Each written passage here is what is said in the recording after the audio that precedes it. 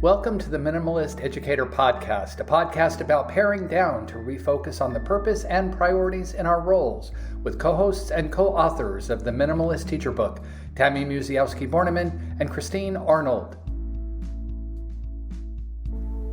Hi everyone and welcome to the podcast. Before we get started on the main part of our episode today, I wanted to let you know that the discussion you're listening to today is the first half of a two-part discussion that we're having. So we will not have the complete episode shared with you today. It was just too long to share in one go, and we know how you like those short, sharp episodes. So if you are still interested in hearing the rest of the discussion, make sure you tune back in next time for part 2. Welcome everyone to today's episode of the Minimalist Educator Podcast. I am here with Tammy. How are you doing today, Tammy? Well, I'm having some good giggles with you this morning, so that is great. That's always what we want. You? Yes, same. Yes. It is nice to be able to do our work with joy, for sure. Absolutely. Exactly. Yes. We have got a very cool episode to share with you all today. So here is the situation, everyone. Tammy and I have shared out a survey, not for teachers, but for the partners, the significant others of teachers, to get a broad overview of their experiences, their feelings, their thoughts on our profession as educators. So what we have done is shared this survey out, and Tammy has not looked at any of the responses. Only I have had a look. So we're going to share our responses here today on the podcast episode, but it will all be new information for Tammy. How are you feeling about that, Tammy? Well, I'm quite excited. So I know that what I do know is that we got a number of responses from just kind of spread out everywhere, like from Florida to Arizona, Netherlands, just, this is educators, partners, responses from a bunch of different places. Yes. And we did talk about, well, not even really talk about, but mention to each other, are there trends? And you said, yes, there are, which is so interesting because these aren't surveys taken from just one place. So, exactly. And most of these people, I don't even think they know each other, or there might be a handful maybe, but they're random. That's it. And they have different jobs and they're in different school sectors. We have public schools, we have international schools, we have private schools. We have a really big range of different locations and roles within those schools. And as Tammy says, around the world as well, some in Australia and the UK, all over the place. So it is interesting to see that there are patterns, even though we have such a diverse group within our survey. So let's get into it. The first thing I want to say is it's not the biggest sample set in the world. We would love to have had hundreds, thousands of responses to really see these patterns, but it is a smaller sample set. That's okay. We're going to go with that anyway.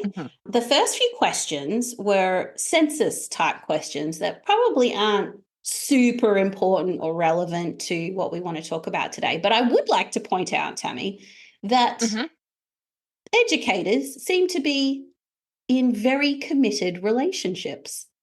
We have got 95% of respondents have been with their partner for more than 3 years, and 70% are over 10 years.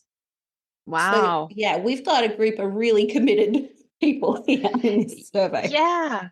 Oh, that's so interesting, but also makes sense, right? Because often people will choose teaching or education as their forever career, right? Whether it might not be the same role, but there are definitely people who, they teach 25, 30 years and they stay in that same role, maybe different grades or whatever, but and then there's going to be people who have changed roles from teacher to principal and whatever. But there's definitely longevity in the profession for sure.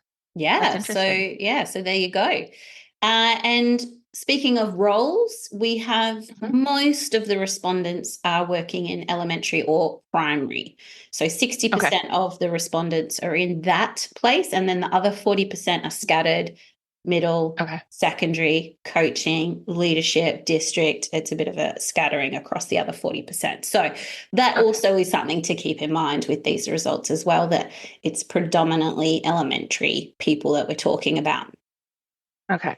So the next question here was, how often does your partner bring work home? So Tammy, what percentage of people do you think never bring work home? We've got real, true work-life balance humans who never bring work home.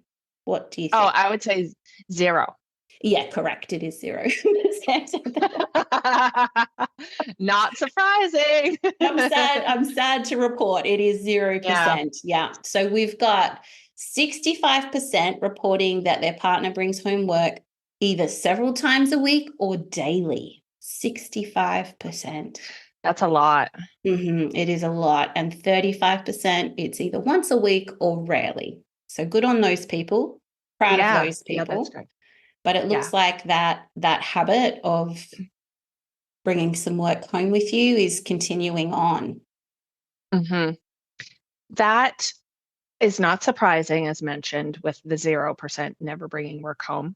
I would like to know, of the 35% who bring it home like once a week, what their roles are or were, right? And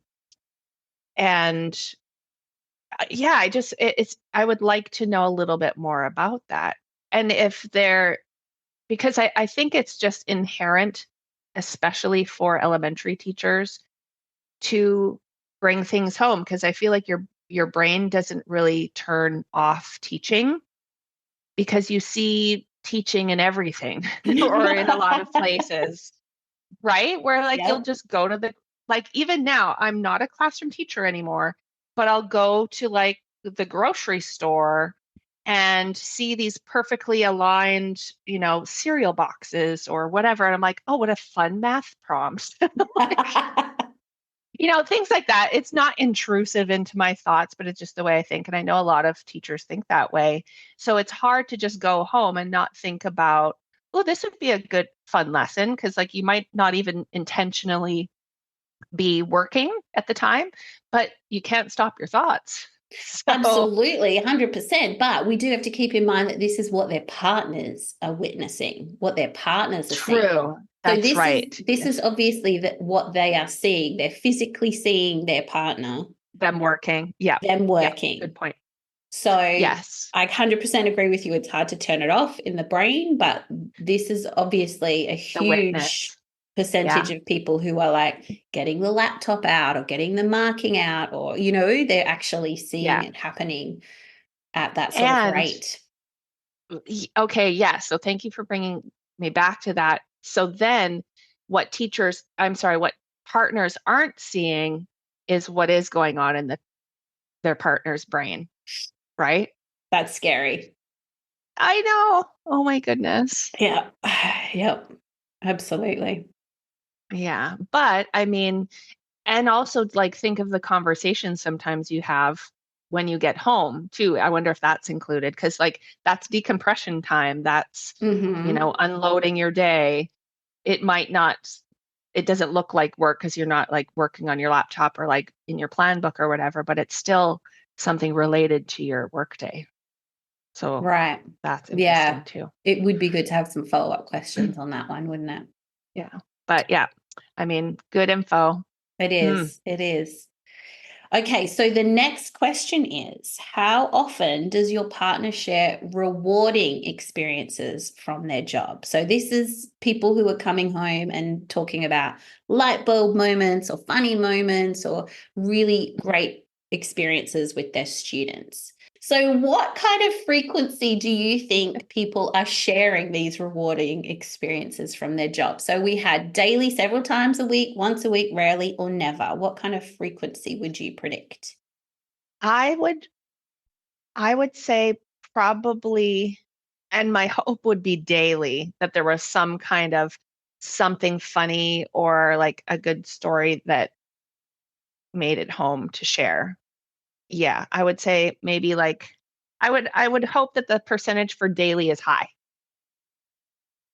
It's not too bad. The highest one Okay. was several times a week.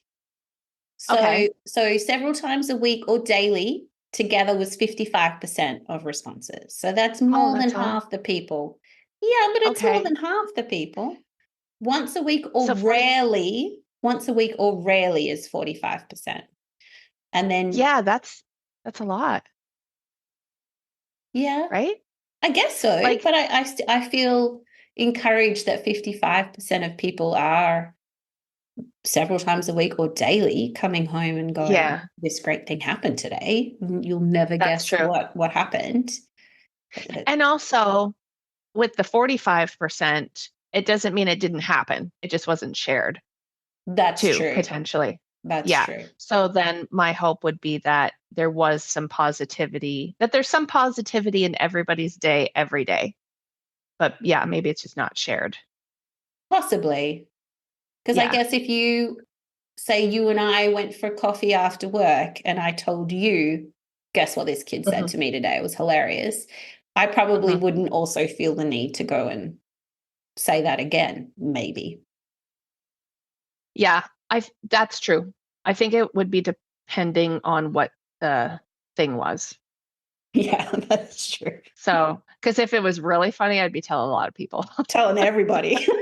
Yeah, Of course, keeping all confidentiality at the same time, of course. that's right. Yes. Because like, especially when you work with little ones, like their writing can really crack you up. So Yeah. that's always Some of fun to those, share yeah, with people. those spelling errors can be gold, can't they? Yes. Yeah. And that's like, those are worth like taking the photo of. And then when you're having a bad day, look at it again so that you can get a laugh out of it. Absolutely, for sure. Yeah. Okay, Okay. so our next question was, how would you rate the impact of their job on their personal time? So we're talking about time away from work, the impact Mhm. on their plans, the events they're going to, their personal life. So Mhm. what would you predict is the percentage of people that are being significantly or moderately impacted in their personal life? Okay. So like they won't go do something because they have work to do, basically. Yeah, or Yeah. yeah, they're distracted or they're too tired. Like there could be lots of Yeah. different reasons why it's being impacted. Stress. Yep. Yeah. Ooh, I hope this is a low percentage. I'm good. It's not, I'm afraid. Oh no. I was going to say like 20%, but that makes me sad. That, and with you mentioning like, people being too tired or maybe being too stressed and they don't want to maybe be around people or whatever the Hmm. social event is. Okay, is it like 60%? No, it's higher. Oh, dang. Yeah. Um, wow. Wow. Yeah, So like 75, it's 80? 75. 75% of the partners reported that we are having either moderate or significant impact on our Oh, personal life. Yeah. oh shoot. That's that's a tough one. Like, okay, I'm going to take myself back to full-time teaching. Hmm. And I know that there were definitely like Saturdays I wouldn't plan social things because that was a planning day. I would meet with my Hmm. co-teacher and we'd go have breakfast and plan together. So at least I was kind of like sort of social, but actually working for a few hours. Hmm. So, there's that. But there was definitely, I remember waking up some days and thinking as soon as I woke up, I can't wait to be home. I Oh can't wait to come no. home after school. Yeah, because I was just knowing how tired I felt and not wanting to like encounter the day Hmm. feeling that way. And sometimes it's just like that because you're just waking up and you're not ready for the day yet. But Hmm. I do definitely remember thinking this is going to be a long day. I can't wait to just be home and like not talk to people. So Yeah. like social things are very different and good for you, or like even just being outside or whatever. But even that, it was like, oh, I just don't want to engage at all. Yeah. This is bringing back memories of my first year in Brussels, and a big group of us had organized to go to the Christmas markets in Cologne Mhm. in that first year. And if you have heard about Christmas markets in Europe, you'll know that the markets in Yeah. Cologne are just something else. They're beautiful.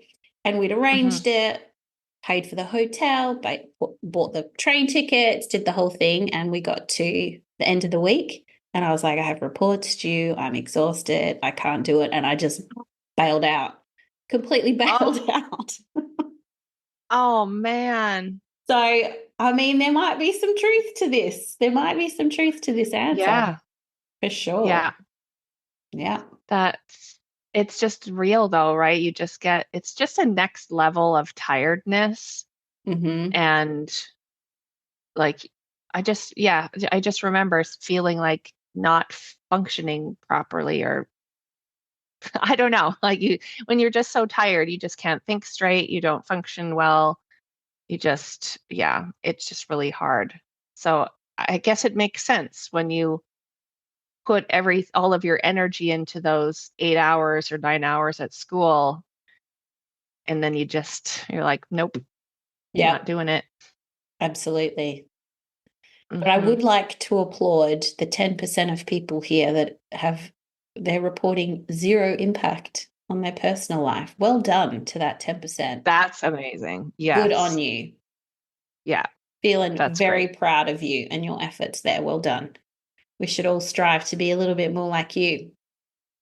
Okay, the next question. So this, knowing what you know now from the last question, the next Yeah. question is, how would you rate the impact of their job on family relationships? Oh, yeah. Hmm. Oh, I would say that there's definitely an impact on relationships in, and I hate to say like a negative way, just Mm-hmm. because people, you don't want to engage with people sometimes after you've been at school. And especially if you haven't, if the day is like your average school day, it's fine. And I'm not saying that every day is like, super hard and whatever, but every day is different. Mm-hmm. But I can definitely see that sometimes when teachers come home, they don't want to talk to anyone. And so that would not sit well with partners and kids for sure, Absolutely. because you get home and you're a needed person again, still. Exactly. Mm-hmm. And so you feel the strain of having to continue conversation or meal prep or pack up to go to the next thing or whatever. And it's a lot of energy that you just feel like you don't have. And like we always say, or not like we, but generally in the population, like you hear people say you can't pour from an empty cup. And Mm-hmm. that's what's happening. It's like you're putting yourself in a deficit. And so sometimes, even if you just get like 10 or 15 minutes of just disengagement from people, that can change that feeling of negative. I think like you come home and you're a very negative person because your day was very hard and you're exhausted. And Mm-hmm. sometimes you just can't walk through the door and immediately be greeted by all the things, or, pick up people and whatever.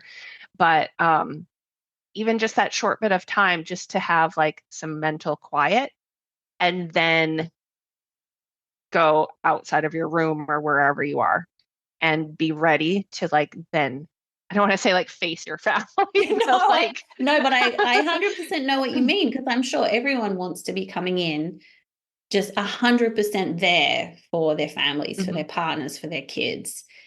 But Yeah, if you are depleted already from dealing with the emotions and the stress and the noise of being in your workplace yeah, all day, they're not getting that full, complete version of you, are they? So yeah, right, I mean, yeah, it makes sense if they're, especially in light of that last question, if they're not having time for personal events and personal interactions, of course, it's also going to be impacting the immediate family as well. So, Yeah. yeah, And real shame. there is this other quote too, and I think I learned this from our friend Krista. Um, it's something like, we often give what's left of us and not the best of us. And so when we go home, Yeah, family is getting what's left of us from the day. And that's not good and it's not okay, but it's just what happens. And you can kind of revert back into your best self if you just get a little bit of quiet time, because like school life is noisy and sometimes it's just that constant voices and noise that go in your ears. Like it takes up a lot of mental space. And so just having like that little bit of few minutes of quiet to just like, okay, I feel okay now. That can just like change your relationships, because then you're not snapping at people and you're not like, you know, not wanting to engage with people or go out and do things and whatever. So, exactly. yeah. Exactly. Okay. This one I found fascinating. All right. Okay. So, how would you rate the impact of their job on their physical health? Okay. So, Yeah. there's different ways you could look at this, right? In one way, in my head, I'm thinking it's like we're active. We don't have a sedentary Mhm. job. We're not sitting still all day. Right. We're active. We Hmm. get outside while we're on playground supervision. We move around. A lot of people, especially these elementary teachers, we're getting on and off the floor. That's really good for you, for your mobility and everything. So you could Hmm. look at that as being like, this is good for your physical health.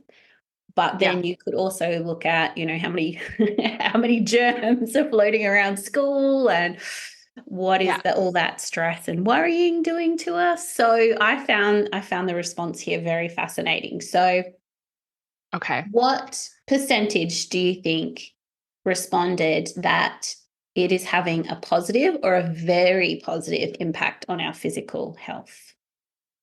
Oh, I'm going to say that's a low percentage Correct. Yeah. because, yeah, because I would say that when the school year begins, things might be fine. But as the year progresses, you definitely will, your habits change. Like, remember when we taught in Singapore and I had that drawer of snacks? Oh, Like, yes, I do. Yes, I do. yes. And when we had like really smoggy days or whatever, and the kids couldn't go out to play or it was like raining or something, and there was chocolate in that drawer, and I just remember like we were eating a lot of chocolate during indoor recess days. I also seem to remember quite a lot of donuts in there too. Which is like not a healthy habit, right? And that when we have those kind of habits, like we're talking habit here, not just like a chocolate once in a while. Having chocolate every day at like first recess or lunchtime or whatever just becomes part of your routine, then Mhm. that's going to impact, because we know that stress can, we can stress eat or emotional eat or whatever. And that's one of those things that many of us will go to, is like, I just need like a fix of chocolate. I need a sugar fix. I need something to just like make me feel like it's okay. And if it's that piece of chocolate, or like, even if you go home and at the end of your night, you're having like a glass of wine or something to just like decompress and sit there, or a beer or something, whatever, it's fine. But like, is it something you should be doing every night? Like, that again can turn into a different kind of habit where Mhm. you're relying on something external like that to help you get your fix, right? And Mhm. those are habits that can turn, into something that's bad for your body and bad for your mental state, For for sure. sure. Absolutely. Yeah, so we had 0% reporting that it had a very positive impact and only 10% saying positive.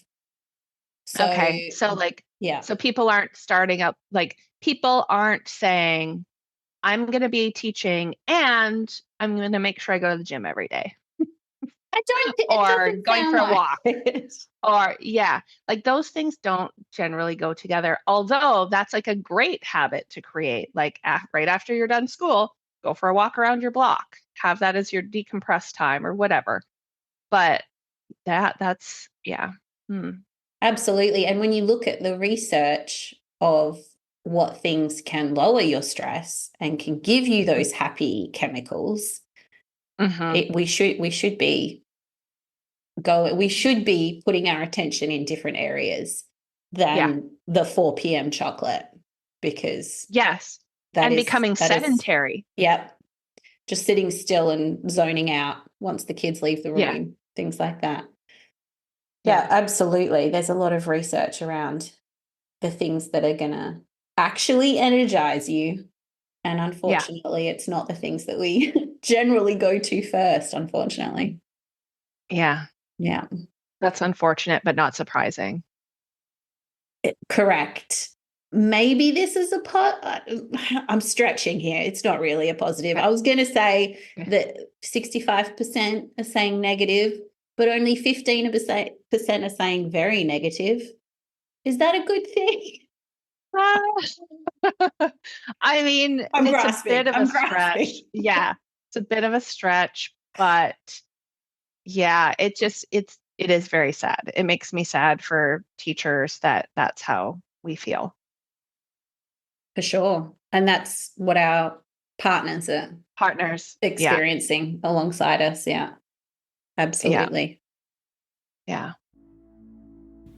Hi everyone, this is where we're going to pause between part 1 and part 2 of this discussion. We hope you have enjoyed the results of the survey so far, and will join us again next time for part 2. Today's episode was brought to you by Plan Z Professional Learning Services, forward-thinking educator support. Find out more at planzplservices.com.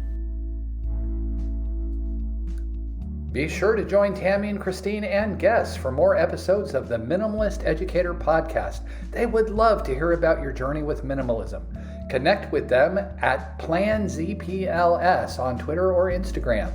The music for the podcast has been written and performed by Gaia Moretti.